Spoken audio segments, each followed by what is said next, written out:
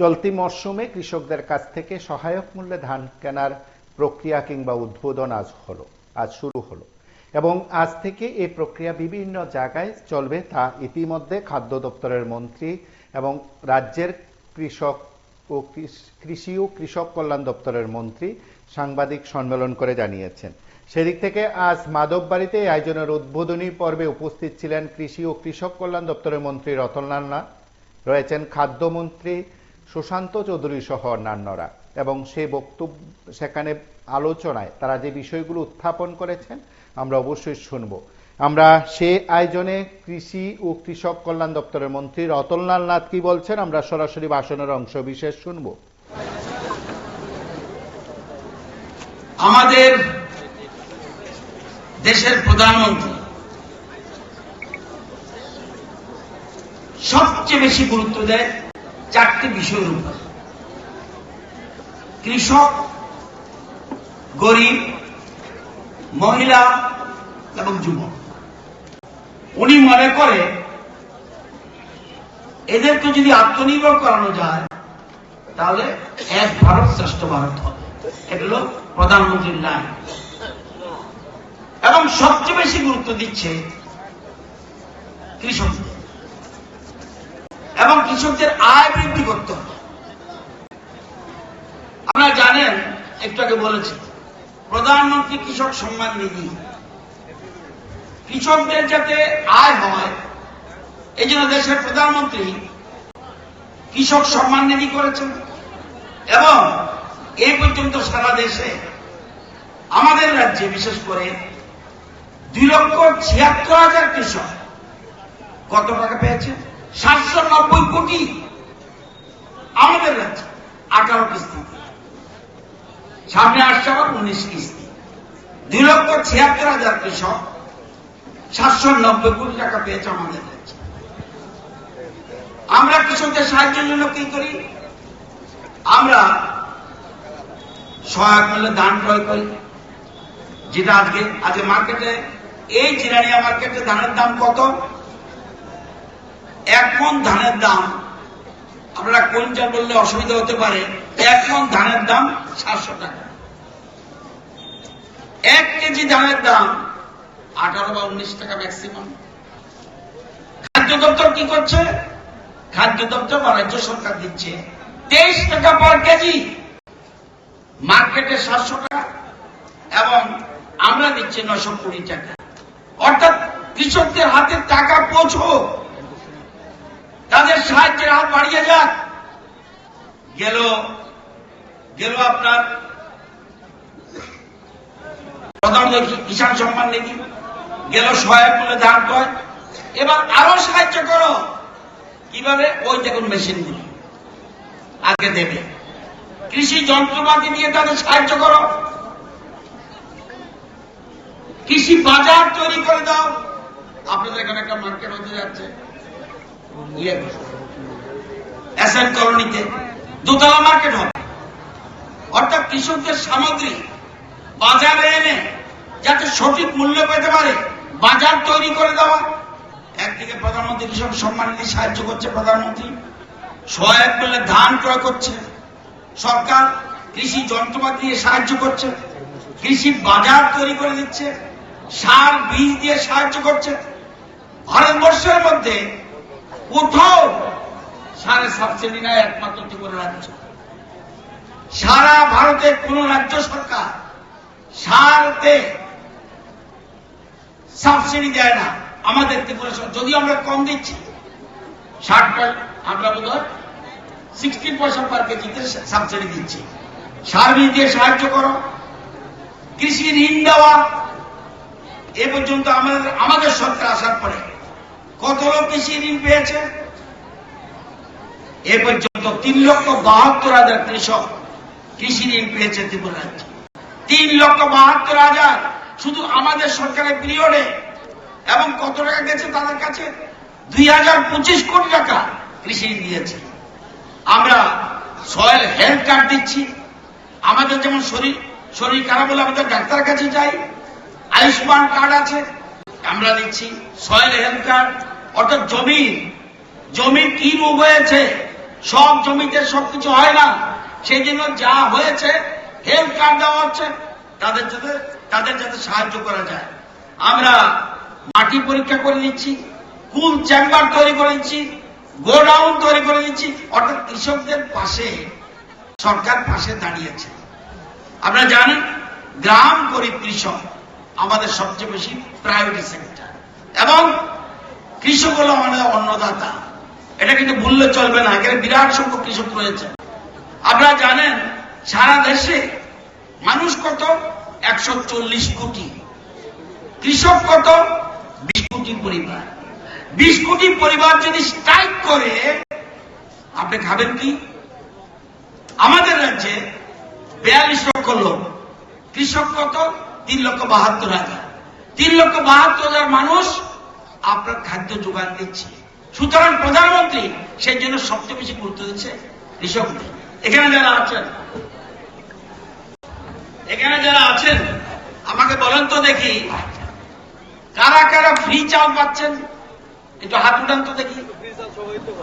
সবাই না, দেখাও না কেন ফ্রি চাল পাচ্ছেন। কারা কারা এই সরকার আসার পরে কারা কারা সরকারি ঘর পেয়েছেন? হাত তুলুন তো দেখি। এতদিন হলো না কেন? এতদিন হলো না কেন? আমি যখন ছোট ছিলাম তখন আগে প্রধানমন্ত্রীরা চাল গমের জন্য বিদেশে যেত। যারা বয়স্ক মানুষ তারা বলতে পারবে, ওই মনে করতে যে টিক দিয়ে রেখেছে উনি বলতে পারবেন। আগে ভারতবর্ষ কৃষিতে স্বয়ংবর ছিল না। আমাদের চাল আসতে থেকে বিদেশ থেকে কি চাল খেতেন? প্লাস্টিক চাল। থালায় পড়লে লাভ দিত। আগে কি চাল খাচ্ছেন? আমাদের রেশন সমিতি দিচ্ছেন কি চাল, এই যে দাম দিচ্ছেন এটাও রেশন চলে যাবে। এটাই ব্যতিক্রম, এটাই মোদী, এটাই নতুন ভারতবর্ষ, এটাই নতুন ত্রিপুরা, এক ত্রিপুরা শ্রেষ্ঠ ত্রিপুরা। সেজন্য প্রধানমন্ত্রী বলছে কৃষকদের সব সাহায্য করো, যত রকম সাহায্য সব দাও।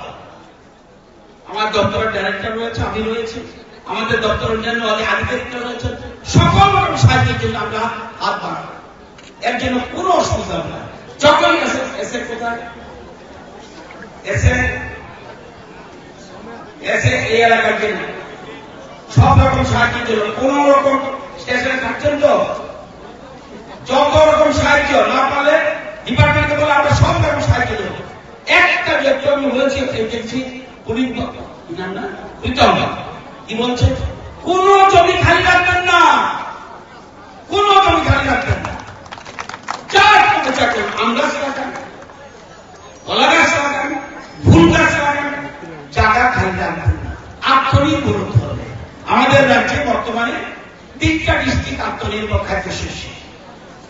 কোনটা কোনটা? দক্ষিণ ত্রিপুরা। ওরা যা মানুষ আছে তাতে বেশি উৎপাদন করে।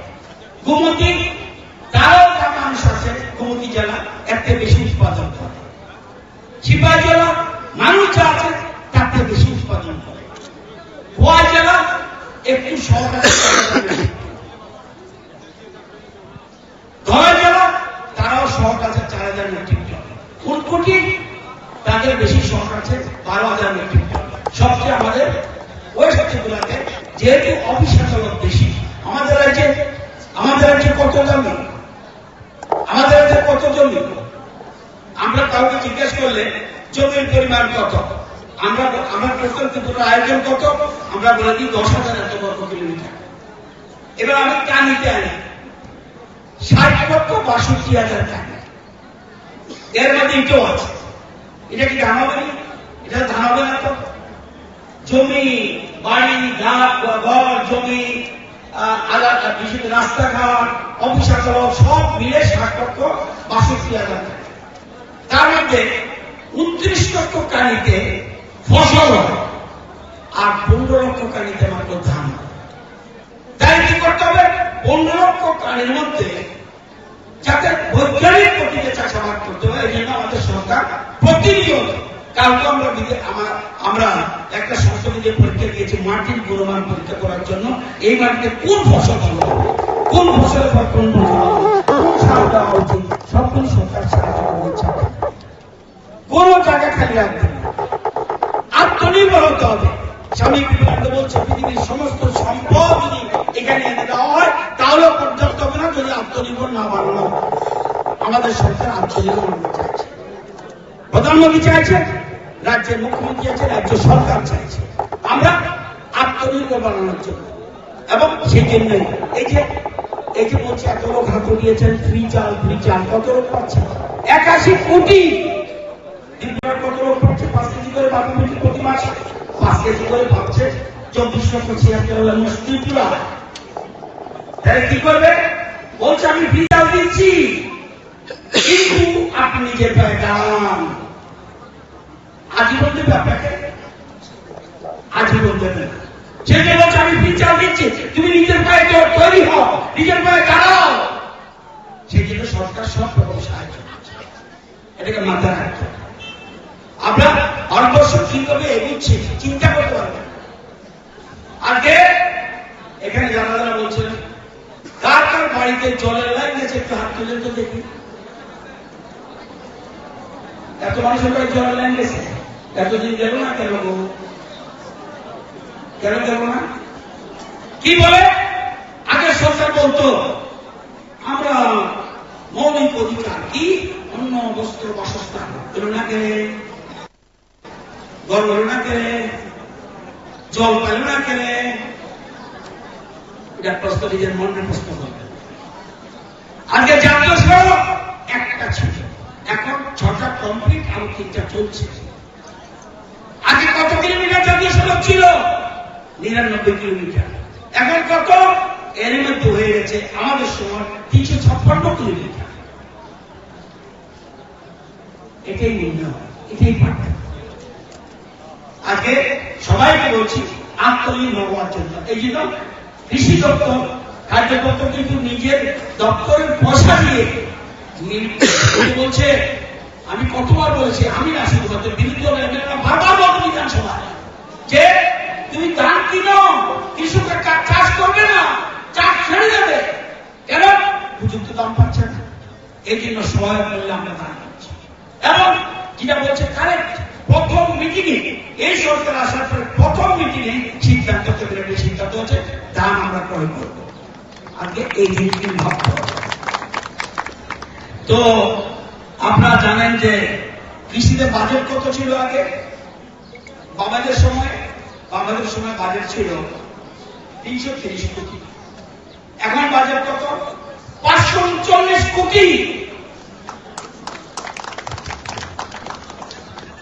আগে কৃষকদের আয় কত ছিল?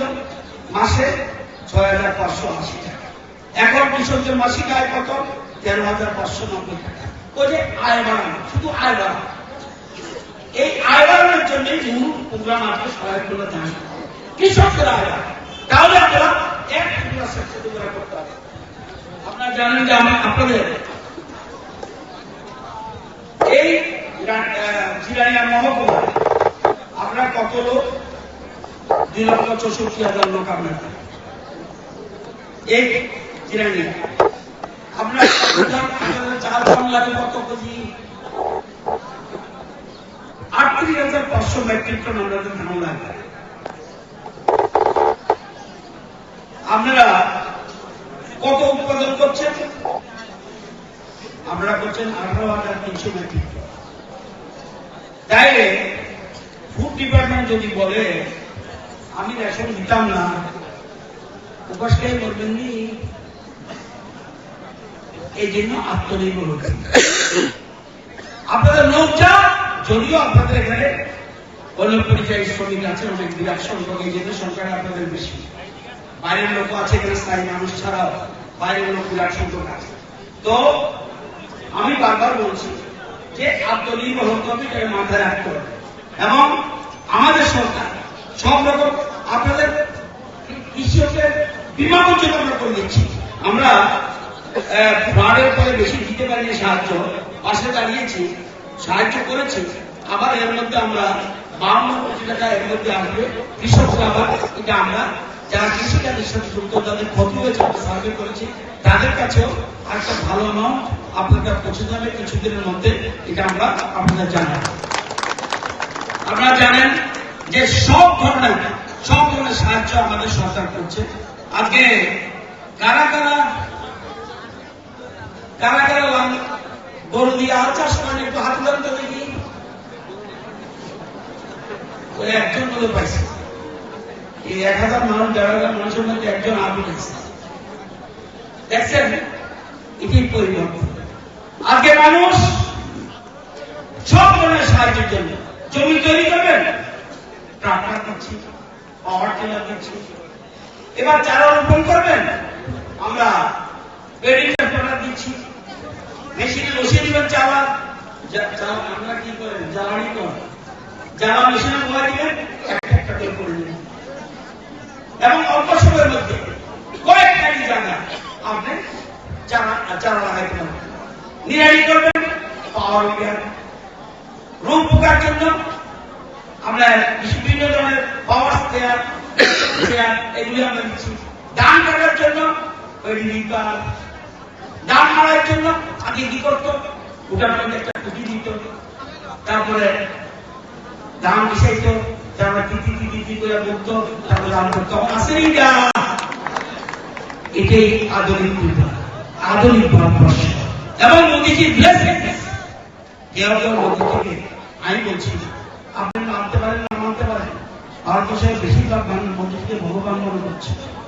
আমি জানি না, কোন একজন দার্শনিক বলছেন ভারতে এমন একটা লোক জন্মাবে এবং সে যে জায়গাটা ভারতে এমন একটা দেশে একটা লোক জন্মাবে যেখানে 3টা মহাদেশ 3টা মহাসমুদ্র এক জায়গায় জড়ো হয়েছে, এবং সেটা কোথায় হয়েছে, ইন্ডিয়া।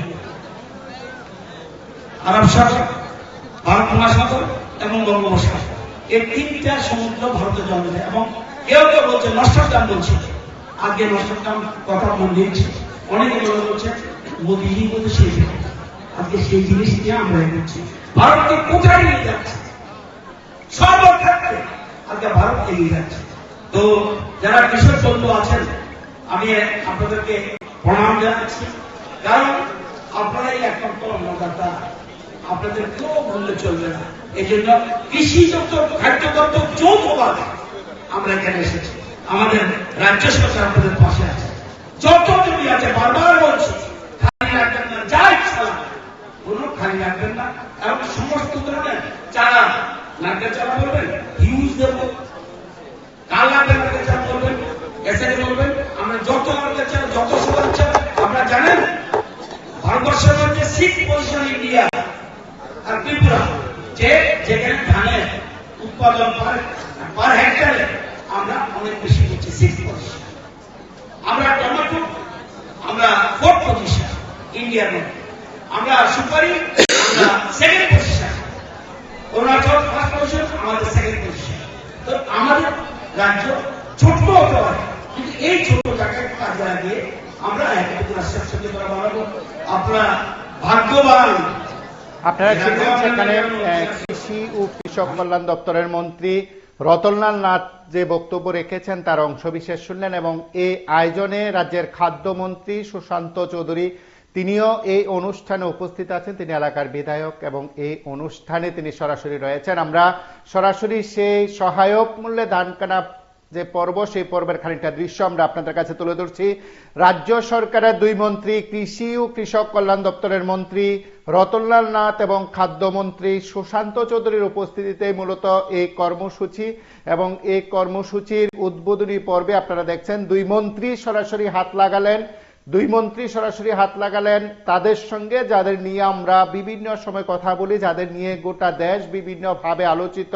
সেই কৃষকদের উৎপাদিত ধান কিভাবে কেনা হচ্ছে, বাজারজাতকরণের প্রক্রিয়ার প্রাথমিক পর্বে সেখানে সহায়ক মূল্যে কেনার যে পর্ব, সেই পর্বে রাজ্যের দুই মন্ত্রীকে আমরা সরাসরি দেখলাম এবং সরাসরি সেই ধান কেনার পর সেই গাড়িগুলো যে লোড করার পর সেই গাড়িগুলোকে গন্তব্যস্থলে পৌঁছে দেওয়া হচ্ছে, সেই দৃশ্য আমরা আপনাদের কাছে তুলে ধরেছি। আপনারা শুনুন সেই আয়োজনে রাজ্যের খাদ্যমন্ত্রী সুশান্ত চৌধুরী আয়োজনে কি বলছেন, আমরা ভাষণের অংশ বিশেষ শুনবো। কৃষকদের কাছ থেকে আমরা ধান ক্রয় করে থাকি। উদ্দেশ্য একটাই, আমাদের যশস্বী প্রধানমন্ত্রী নরেন্দ্র মোদীজির যে স্বপ্ন যে কৃষকের আয়কে দ্বিগুণ করতে হবে এবং আমাদের দেশ কৃষি নির্ভর অর্থনীতির দেশ, যেখানে কৃষকদেরকে অন্নদাতা হিসেবে আমরা চিহ্নিত করে থাকি এবং সেই উদ্দেশ্যকে সফল করার লক্ষ্যে 2018 সালে সরকার গঠনের পর আমাদের এই বৈপ্লবিক সিদ্ধান্ত যা সরকার গ্রহণ করে কৃষকদের কাছ থেকে সহায়ক মূল্যে ধান ক্রয় করা, তারই অঙ্গ হিসাবে আজকে এবারকার মরশুমে সারা রাজ্যে কেন্দ্রীয়ভাবে ধান ক্রয়ের সূচনা এই মাধববাড়ি বাস ট্রাক টার্মিনাস থেকে আমরা শুরু করছি। আমাদের সঙ্গে মঞ্চে উপস্থিত রাজ্যের কৃষক বন্ধুরা যারা এখানে উপস্থিত হয়েছেন, তাদের উৎপাদিত ধান নিয়ে সুধী নাগরিক বন্ধুরা, মায়েরা, বোনেরা, যুবক ভাইয়েরা, মিডিয়ার বন্ধুরা, সবাইকে আমি খাদ্য দপ্তরের এই ধান ক্রয়ের যে কর্মসূচি সেটা ধারাবাহিকভাবে চলবে। আজ সারা রাজ্যে বিভিন্ন জায়গায় ধান প্রক্রিয়া শুরু হয়েছে এবং আগামী 1 মাস ব্যাপী যে ধান সেখানে ক্রয় চলবে, আমরা এবারকার লক্ষ্যমাত্রা রেখেছি 21,000 মেট্রিক টন। কারণ আপনারা জানেন যে বন্যার কবলে সারা রাজ্যে এবারকার কৃষকদের একটা ব্যাপক ক্ষয়ক্ষতি হয়েছে। বিশেষ করে কৃষক অংশের সমাজ, যারা কৃষিকাজের উপর নিজের জীবন জীবিকা তাদের নির্বাহ সেখানে করতে হয়।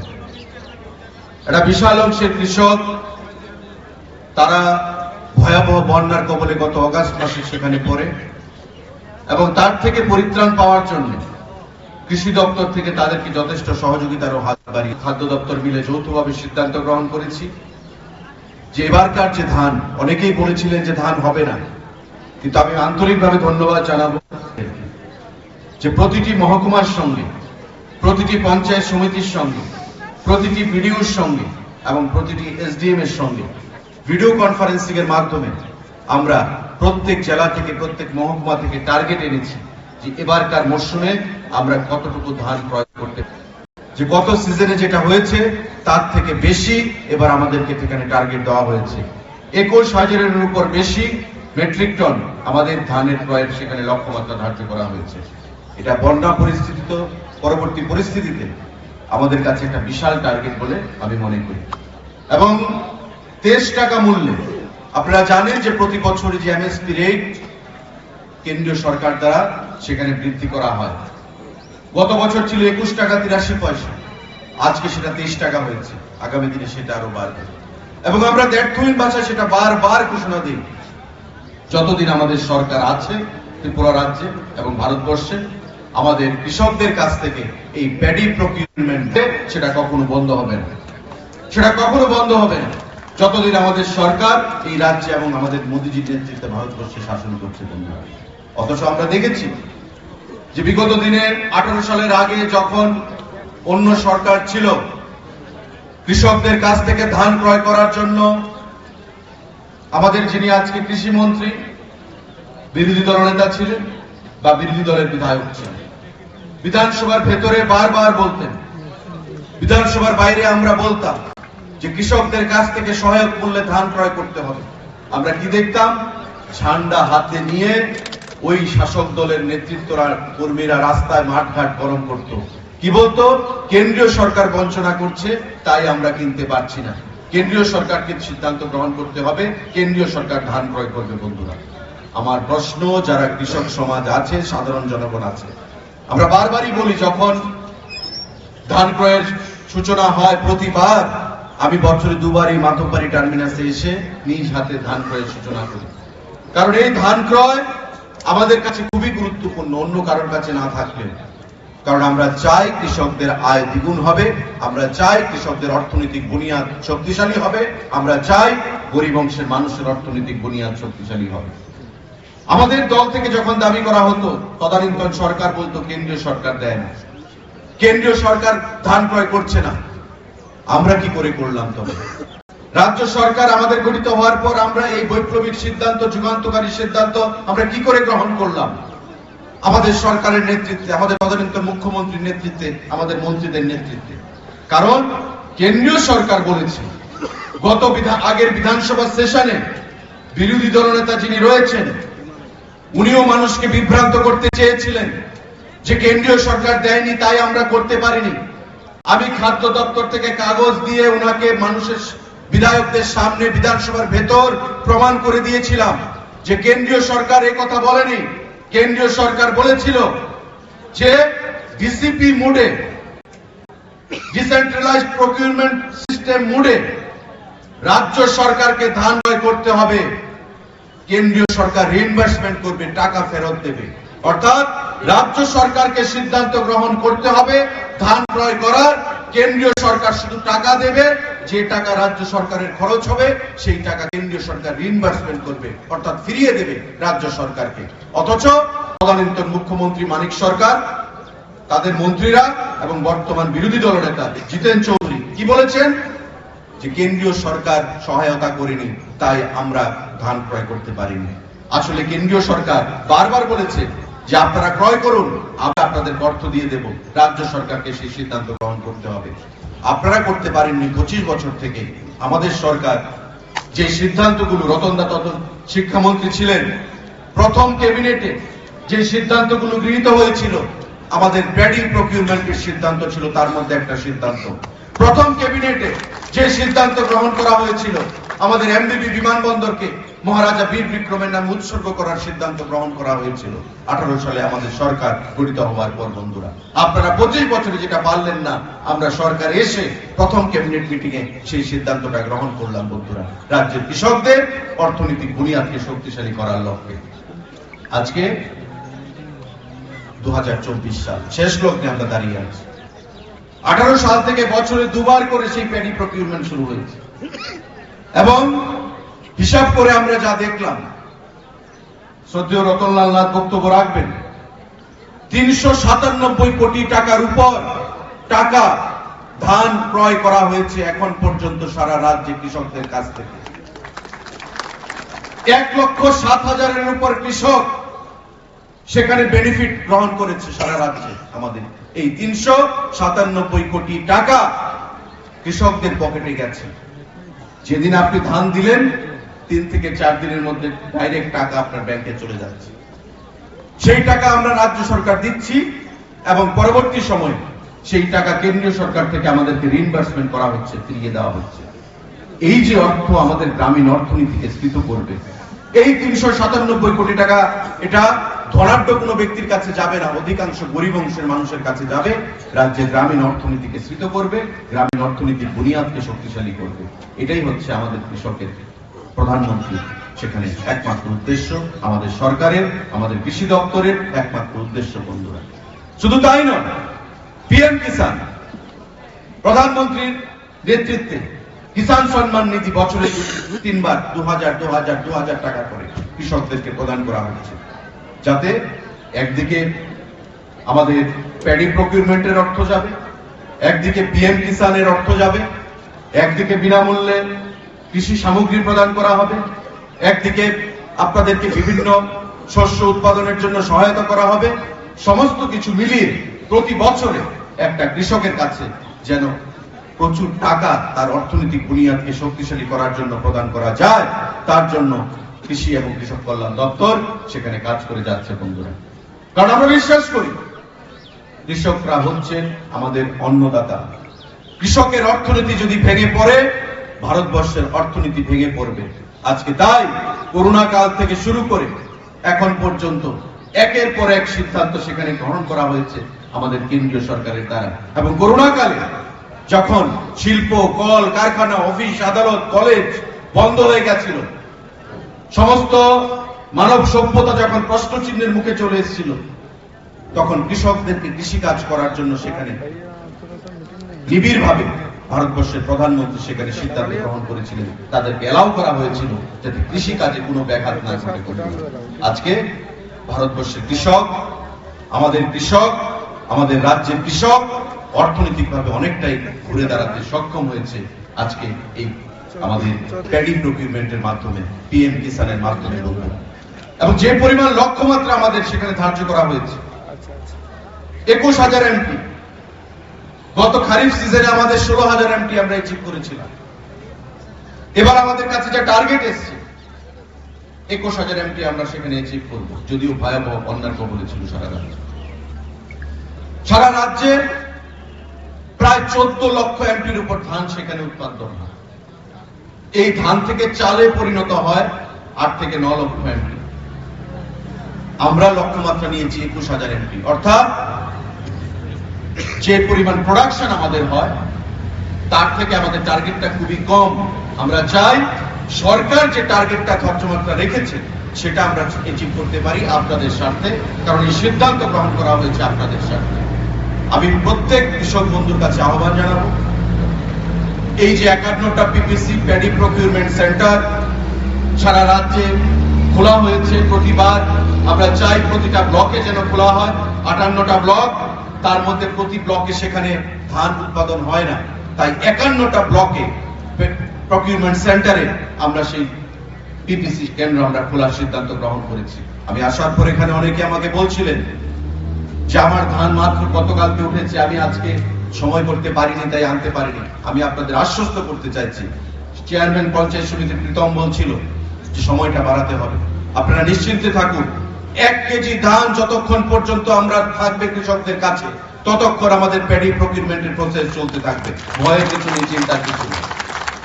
আমরা নিশ্চিত করব দপ্তর থেকে, কৃষি দপ্তর এবং খাদ্য দপ্তর, যাতে আমাদের প্রতিটা কৃষকের কাছ থেকে 1 কেজি ধান পর্যন্ত শেষ আমরা কিনতে পারি, ক্রয় করতে পারি, এবং আমাদের 21,000 এমপি যে লক্ষ্যমাত্রা আমরা রেখেছি সেটাকে যেন আমরা সেখানে অ্যাচিভ করতে পারি। বন্ধুরা, তার বাইরেও অনেক ধান চালের ব্যবসায়ীরা রয়েছেন যারা প্রতি সিজনে কৃষকদের কাছ থেকে ধান ক্রয় করে।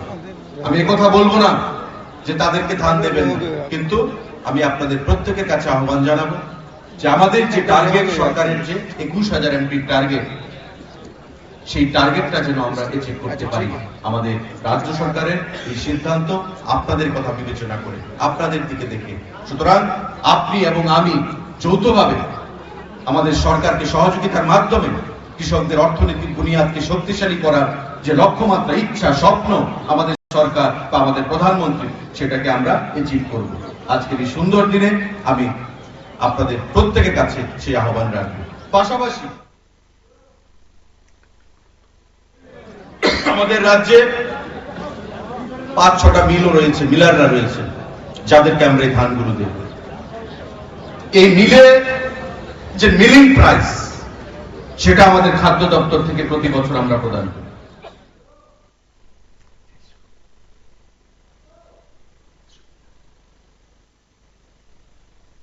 প্যাডি প্রকিউরমেন্টের কৃষককে যে টাকাটা দেওয়া হয়, কিন্তু মিলিং এর বাবদ যে খরচা আমাদের প্রতি বছর 2বার আমাদের দিতে হয়, সেই টাকাটা আমরা নিজস্ব ক্যাশ ক্রেডিট অ্যাকাউন্ট থেকে খাদ্য দপ্তরের আমরা প্রদান করছি। বন্ধুরা, কারণ আমরা জানি এই ধান মিলারদের কাছে যাবে, মিলারদের অধীন 30, 40, 50, 100 করে এমপ্লয়িরা রয়েছেন, যারা ওই মিলারদের অধীন কাজ করেন, ওই মিলের আন্ডারে কাজ করেন। তাদেরকেও বাঁচিয়ে রাখার দায়িত্ব আমাদের সরকারের রয়েছে। তাই আমরা নিজস্ব ক্যাশ ক্রেডিট অ্যাকাউন্ট থেকে খাদ্য দপ্তরে আমরা সেই টাকা প্রতি বছর প্রদান করছি মিলারদের জন্য। বন্ধু, সুতরাং যৌথভাবে আপনার আমার প্রত্যেকে, এই সরকার জনমুখী সরকার, এই সরকার of the people, by the people, for the people সরকার, এবং এই সরকারের কর্মসূচি নিয়ে বিগত দিনে আপনারা দেখেছেন শুধু কেন্দ্রীয় বঞ্চনার কথা বলা হতো, আজকে কিন্তু কোনো কেন্দ্রীয় বঞ্চনার স্লোগান আসে না, কারণ ডাবল ইঞ্জিন সরকার আমাদের না চাইতেই সেখানে প্রদান করে দিচ্ছে। পরিকাঠামো দিক থেকে, কৃষির দিক থেকে, পর্যটনের দিক থেকে, প্রতিটা ক্ষেত্রে আমাদের রাজ্যকে ভারতবর্ষের অন্যান্য রাজ্যের সঙ্গে তুলনায় আমরা যেন এগিয়ে যেতে পারি, প্রতিযোগিতার মাধ্যমে আজকে কেন্দ্রীয় সরকার আমাদেরকে সেই সহযোগিতা করে দিচ্ছে। আজকের এই সুন্দর দিনে আমি আপনারা শুনলেন সেখানে খাদ্যমন্ত্রী সুশান্ত চৌধুরীর বক্তব্য, যে উদ্যোগের কথা বলা হচ্ছে, সরকারের ভাবনার কথা বলা হচ্ছে, তার প্রেক্ষাপট আপনারা শুরুতে দেখেছেন। এবং রাজ্যের কৃষকদের কাছ থেকে সহায়ক মূল্যে ধান কেনার যে প্রক্রিয়া সেটা শুরু হয়েছে। খাদ্যমন্ত্রী ঘোষণা করেছেন এই প্রক্রিয়ার সময়সীমা আরো বাড়ানো হবে, কারণ অনেক কৃষকরা জানিয়েছেন যে এই সময়ের মধ্যে তাদের উৎপাদিত ধান তোলা সম্ভব হয়নি, সে কারণে তারা আবেদন করেছেন এবং সেই আবেদনে সাড়া দিয়ে খাদ্যমন্ত্রীর প্রতিশ্রুতি যে এই সময়সীমা আরো বাড়ানো হবে। আপনারা সঙ্গে থাকুন, দেখতে থাকুন PB24।